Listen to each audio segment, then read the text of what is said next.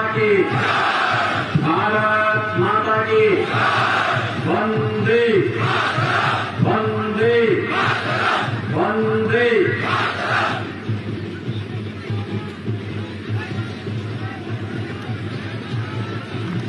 আমি বাংলার পবিত্র মাটিকে প্রণাম করছে যে কান থেকে गुरुवर रविंद्रनाथ टैगोर,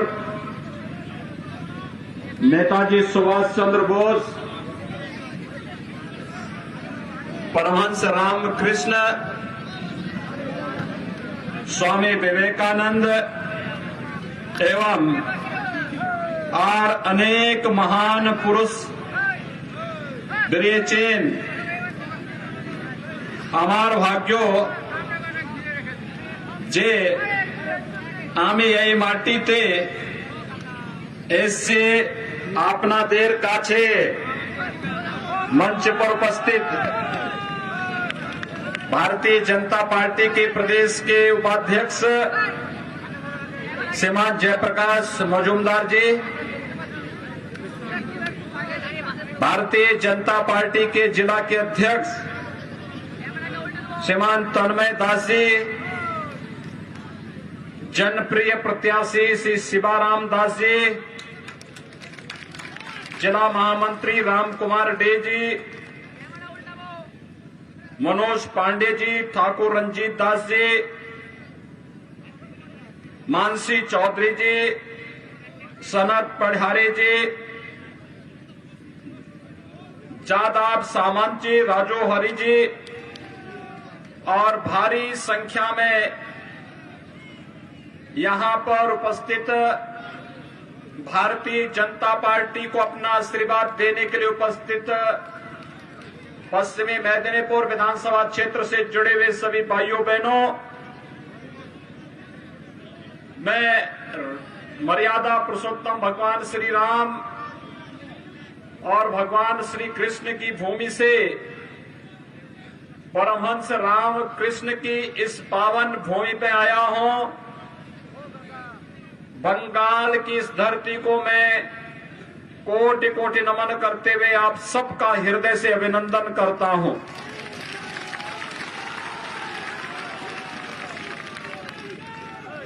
भाइयों बहनों, ये मान्यता है कि वैष्णव भक्ति से बंगाल की धरती को सरोवर करने वाले चैतन्य महाप्रभु इसी मेदिनीपुर होते हुए जगन्नाथपुरी की यात्रा किए थे। बंगाल की धरती प्रेरणा की धरती है। भारत के अंदर सांस्कृतिक राष्ट्रवाद की अलग जगाने की बात हो या फिर भारत की स्वाधीनता आंदोलन में विदेशी हुकूमत के पैरों को खाड़ने के लिए, अपनी शहादत देने के लिए मेदिनीपुर की धरती ने शहादत में कभी अपने आप को पीछे नहीं किया। भारत माता के महान सपूत शहीद खुदीराम बोस इसी धरती पे पैदा हुए थे। मैं भारत माता के इस महान अमर सपूत को कोटि कोटि नमन करता हूं। और भाइयों बहनों, यही बंगाल की धरती है जहां पर नेताजी सुभाष चंद्र बोस पैदा हुए थे और उन्होंने देश को एक नारा दिया था, तुम मुझे खून दो मैं तुम्हें आजादी दूंगा। ये नारा भी बंगाल की धरती ने देश को दिया था। ये वही बंगाल है जिस बंगाल में स्वामी विवेकानंद ने पैदा होकर के दुनिया के मंच में एक नारा दिया था, गर्व से कहो हम हिंदू हैं। ये स्वामी विवेकानंद ने बंगाल की धरती में पैदा होने के बाद ही वैश्विक मंच पर भारत के प्रत्येक नागरिक को अपने सांस्कृतिक राष्ट्रवाद पर गर्व होने की प्रेरणा दी थी।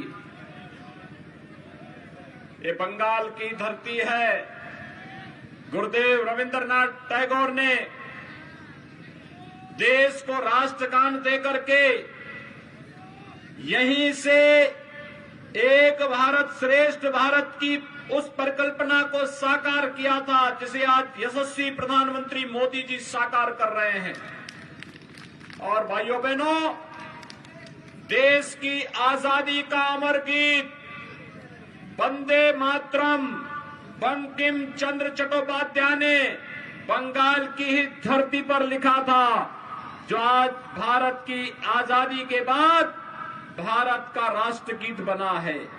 वंदे मातरम के अमर उद्घोषक बंकिम चंद्र चट्टोपाध्याय को और गुरुदेव रविंद्रनाथ टैगोर को भी कोटि कोटि नमन करते हुए आप सबका मैं हृदय से अभिनंदन करता हूं। भाइयों बहनों, बंगाल को भारत माता के इन महान सपूतों ने एक समृद्ध बंगाल बनाने की इसका सपना देखा था, लेकिन कांग्रेस, कम्युनिस्ट और तृणमूल कांग्रेस बंगाल को कहां लेकर के चले गए हैं। आज बंगाल में व्यापक भ्रष्टाचार है, आज बंगाल में अराजकता है, आज बंगाल में गरीबी है, आज बंगाल में विकास कहीं भी नजर नहीं आता है। भाइयों बहनों, मुझे बताया गया ये पश्चिमी मेदिनीपुर का ये क्षेत्र कृषि बाहुल्य क्षेत्र है और कृषि बाहुल्य क्षेत्र में आलू उत्पादन करने का कार्य यहां का किसान करता है, लेकिन 10 वर्षों से तृणमूल कांग्रेस की सरकार है।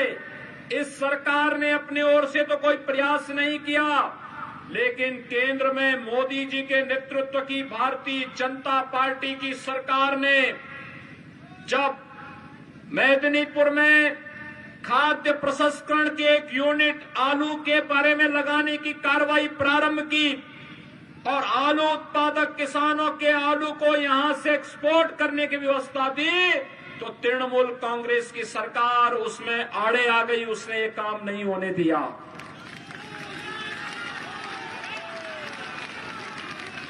दस वर्षों से तृणमूल कांग्रेस की सरकार बंगाल में है, लेकिन भाइयों बहनों, बंगाल की बदहाली को, बंगाल की गरीबी को दूर नहीं कर पाई। 10 वर्षों में इस तृणमूल कांग्रेस की दीदी की सरकार ने, ममता दीदी की सरकार ने बंगाल में कोई उद्योग नहीं लगने दिया। उद्योग नहीं लगेंगे तो विकास नहीं होगा, नौजवानों को रोजगार और नौकरी नहीं मिलेगी। उन्होंने नहीं लगने दिया, जो उद्योग थे उनको बंद करवा दिया। और भाइयों बहनों, एक तरफ उद्योग नहीं लगने देंगे, दूसरी तरफ तृणमूल कांग्रेस के गुंडों की गुंडागिर्दी और भ्रष्टाचार के नए नए उद्योग फल फूल रहे हैं। हर योजना में तोलाबाजी, हर योजना में उनकी लूट खसोट बंगाल के अंदर देखने को मिल सकती है। उत्तर प्रदेश में भारतीय जनता पार्टी की हमारी सरकार 4 वर्ष से है और 4 वर्ष में हमने 40 लाख गरीबों को प्रधानमंत्री आवास उत्तर प्रदेश के अंदर उपलब्ध करवाए हैं।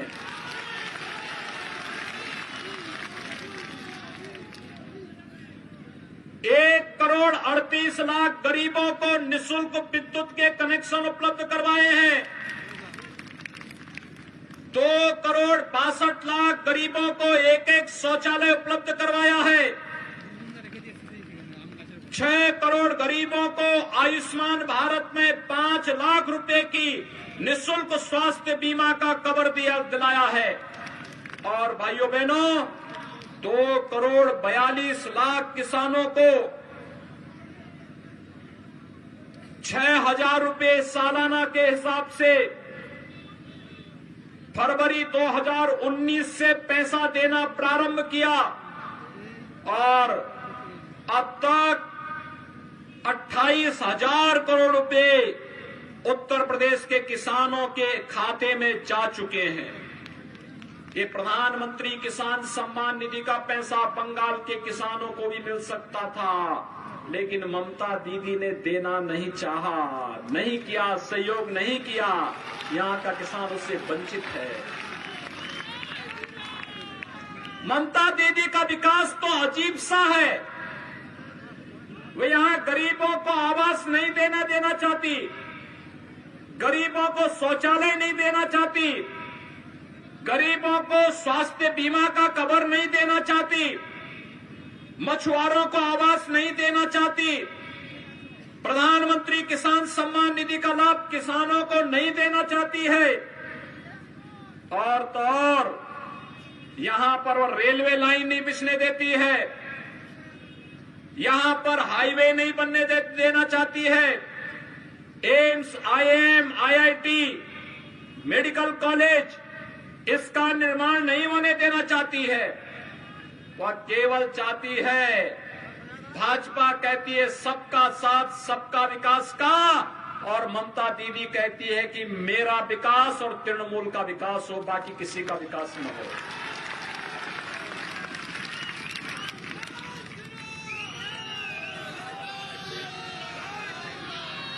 भाइयों बहनों, ममता दीदी का नारा यही है बंगाल में, मेरा विकास और तृणमूल का विकास। भाजपा का नारा है सबका साथ सबका विकास का, और भाजपा इसीलिए तो कह रही है कि भाजपा को बंगाल के अंदर मौका दीजिए। भारतीय जनता पार्टी घुसपैठ की समस्या का समाधान करके रख देगी, घुसपैठ बंगाल के अंदर नहीं होने देगी। भारतीय जनता पार्टी को मौका दीजिए।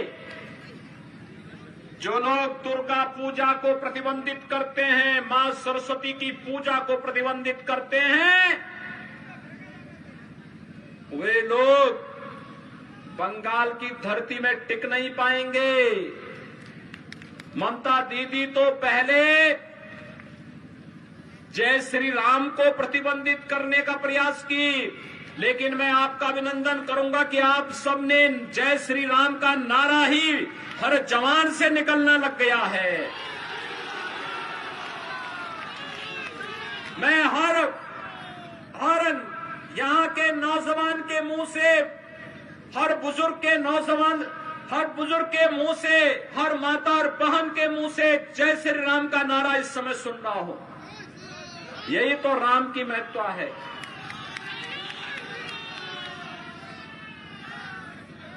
हमने कभी भी इसमें भेद नहीं किया, और राम तो सबके हैं, लेकिन दीदी कहती है कि राम का नारा क्यों लगेगा, जय श्री राम के नारे क्यों लगेंगे। पता नहीं दीदी को तो अब भगवा से भी बैर हो गया है। अब कहती है दीदी कि मुझे भगवा से चिढ़ है, मैं इसको देखना नहीं चाहती हूं। आपको याद होगा ये भगवा तो भारतीय संस्कृति की प्रतीक है, भारत की सनातन धर्म की प्रतीक है, भारत के आन बान शान का प्रतीक। हमारा जो तिरंगा है, उस तिरंगा में जो सबसे ऊपर की पट्टी है वो केसरिया है, वह भगवा कलर का प्रतीक है।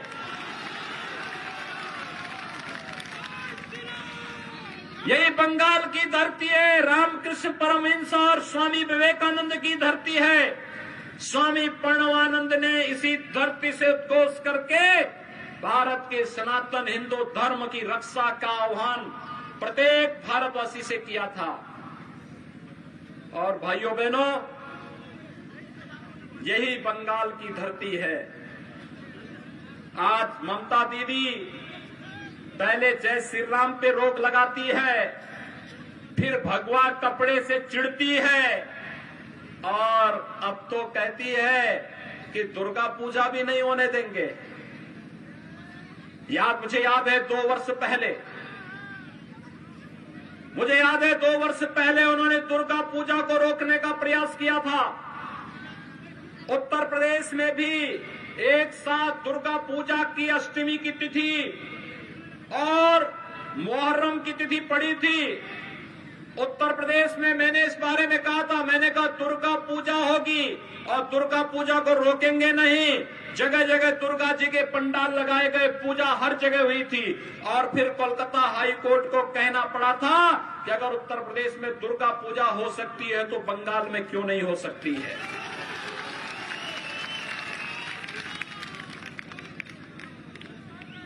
आखिर कब तक ये तुष्टीकरण की भेंट हम यहां की आस्था को और आम जन के विश्वास के साथ करते रहेंगे? और यही तो तृणमूल कांग्रेस कर रही है। भाइयों बहनों, बंगाल की धरती पर पैदा हुए थे डॉक्टर श्यामा प्रसाद मुखर्जी। डॉक्टर श्यामा प्रसाद मुखर्जी सबसे कम उम्र में कोलकाता विश्वविद्यालय के वाइस चांसलर बने थे और उन्होंने अंग्रेजों की उस कुटिलता को बेनकाब किया था जिसमें बांग्लादेश बनाते समय हिंदू बाहुल्य क्षेत्रों को भी बांग्लादेश में मिलाने की जो कांग्रेस की कुत्सित चेष्टा थी उसको बेनकाब करने का काम किया था डॉक्टर श्यामा प्रसाद मुखर्जी ने थे, जिसको उस समय एक साजिश के तहत बाहर करने का प्रयास हो रहा था। लेकिन भाइयों बहनों, जब कश्मीर के अंदर कांग्रेस की कुत्सित चेष्टा के कारण संविधान में धारा 370 जोड़ी गई तो धारा 370 को हटाने के लिए किसी ने आंदोलन किया था। तो इसी बंगाल की धरती पर पैदा होने हुए डॉक्टर श्यामा प्रसाद मुखर्जी ने उस समय नारा दिया था, एक देश में दो प्रधान, दो निशान, दो विधान नहीं चलेंगे का नारा दिया था। और आज डॉक्टर श्यामा प्रसाद मुखर्जी के सपने को साकार किया है देश के यशस्वी प्रधानमंत्री श्री नरेंद्र मोदी जी ने, देश के गृह मंत्री श्री अमित शाह जी ने, जिन्होंने कश्मीर में धारा 370 को हमेशा के लिए समाप्त कर दिया। आज अगर मेदिनीपुर का नागरिक जम्मू कश्मीर में जमीन खरीदना चाहेगा, प्रधानमंत्री मोदी जी ने आपको यह अधिकार दे दिया है कि आप जम्मू कश्मीर में जाकर के भी अपने लिए जमीन खरीद सकते हैं।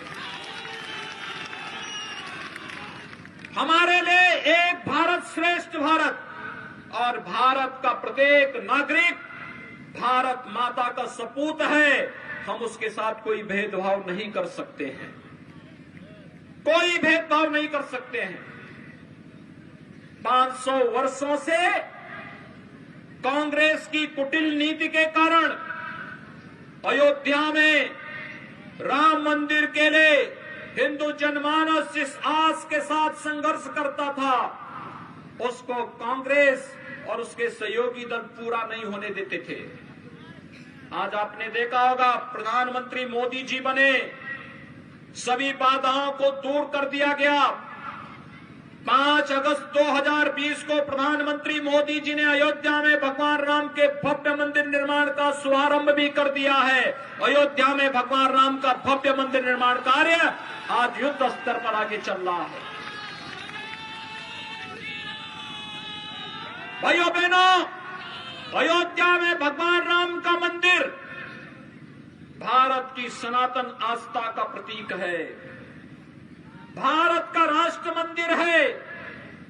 देश और दुनिया का हर श्रद्धालु जब अयोध्या में आएगा, भगवान राम का तो दर्शन करेगा ही, साथ साथ अयोध्या में भारत सेवाश्रम संघ, रामकृष्ण मठ और साथ साथ चैतन्य महाप्रभु के भी दर्शन आपको अयोध्या जी में भी उसी प्रकार से होंगे जैसे बंगाल की धरती पर होते हुए दिखाई देते हैं। हमने तो कोई भेदभाव नहीं किया। बंगाल की धरती पर स्वामी विवेकानंद पैदा हुए, लेकिन राष्ट्रीय स्वयंसेवक संघ के एक प्रचारक ने स्वामी विवेकानंद की शिला स्मारक का निर्माण कन्याकुमारी में करने का कार्य किया था। कन्याकुमारी तमिलनाडु में है, आप जाइए, आज वहां का एक प्रमुख पर्यटन केंद्र के रूप में, प्रेरणा केंद्र के रूप में विवेकानंद शिला कन्याकुमारी के अंदर बनी हुई है। हमने तो पूरे देश को जोड़ने का कार्य किया है। और ये चुनाव हमारे लिए केवल सत्ता परिवर्तन का माध्यम नहीं है, ये चुनाव हमारे लिए बंगाल के नौजवानों को रोजगार देने का माध्यम बनेगा। ये चुनाव हमारे लिए यहाँ के हर नागरिक के जीवन में खुशहाली लाने का माध्यम बनेगा, किसानों के जीवन में खुशहाली लाने का, महिलाओं के जीवन में खुशहाली लाने का, और बंगाल को सोनार बंगाल की प्रधानमंत्री मोदी जी की परिकल्पना को साकार करने के लिए यह चुनाव हमारे लिए एक महत्वपूर्ण चुनाव है। बंगाल की अस्मिता, बंगाल के समृद्ध बंगाल के रूप में, सोनार बंगाल के रूप में बंगाल को आगे बढ़ाने का एक अभियान है। और उस अभियान में आप सबको सहभागी बनाने के लिए आज हम सब आपके बीच में आए हैं। मैं आप सबसे अपील करूंगा, भारतीय जनता पार्टी ने श्री शिवाराम दास को अपना प्रत्याशी बनाया है। भाइयों बहनों, श्री शिवाराम दास के समर्थन में आप सभी लोग हैं, सभी लोग हैं। शिवाराम दास को सभी समर्थन करेंगे। दोनों हाथ उठाकर मेरे साथ बोलेंगे, दोनों हाथ जहां तक मेरी आवाज जा रही है, पीछे